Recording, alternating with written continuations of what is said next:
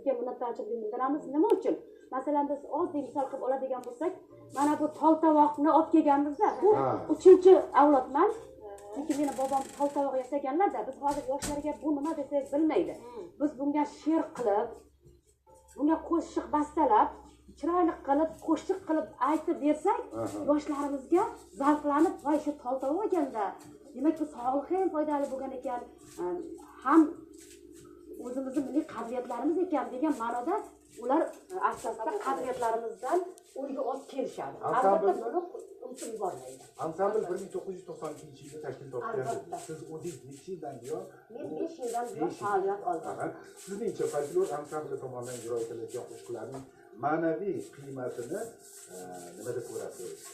Nimadan iborat? Masalan, ko'proq milliyligimiz, urf-odatlarimiz unutilib ketayotgan, qarang, bizlarda Surxon zamirida uzoq nimalarda Bandixon tumanimiz juda bir kenja tumanlardan biri bo'lib respublikamizda juda qadriyatlarga boy. Bizlarda marosimlarimiz juda ko'p. Ana shulardan kelib chiqqan holda biz jamoaga qo'shiqlarimizni ham o'sha narsalardan olamiz.